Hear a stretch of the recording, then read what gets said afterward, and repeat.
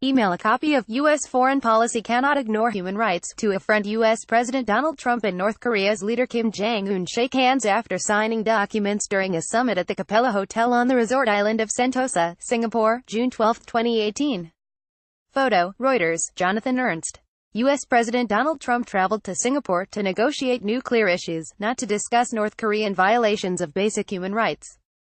Still, any such willful U.S. indifference to these violations in another country, especially when they are as stark egregious as they are in North Korea, represents a grievous disregard for America's vital obligations under international law. Moreover, because these core obligations are an integral and incorporated portion of U.S. law, this president's open indifference to North Korean crimes is also a violation of the laws of the United States. Under various mutually reinforcing norms of both national and international law, norms that are known formerly as peremptory, or jus cogens, rules, because they can permit no derogation, an American president has no right to ignore North Korean crimes against human rights simply because, as Trump said, there are other bad guys out there. Additionally, the U.S. Declaration of Independence codifies a social contract that sets limits on the power of any government to infringe human rights. In essence, because justice, which is based on natural law, binds all human society, those specific rights articulated by the Declaration of Independence can never be reserved exclusively to Americans. Instead, these rights necessarily extend to all human societies and, following the authoritative Nuremberg Tribunal judgments of 1945-46, can no longer be considered issues of domestic jurisdiction. June 29, 2018, 3:56 p.m. JNS.org. The rocket salvo, fired at Israeli communities near the Gaza Strip on Wednesday, signaled another step on the way. Incontestably, this is the binding law. For Mr. Trump to suggest otherwise would be both illogical and self-contradictory, as it would nullify the immutable and universal law of nature, from which the Declaration and indeed the entire United States constitutional republic derives. To be sure, very few Americans are even remotely aware of this basic history or corollary jurisprudence, but the facts and the law still remain valid and binding.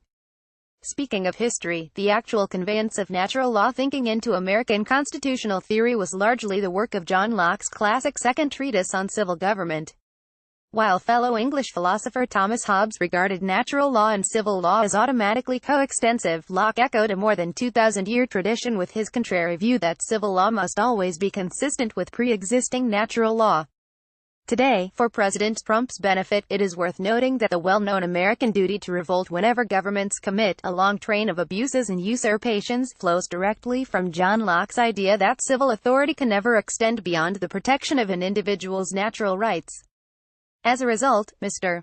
Trump's properly criticized current policy of separating parents and children among refugees to the United States, especially when fleeing insufferable regimes elsewhere, is prima facie a violation of international law and its variously codified U.S. incorporations.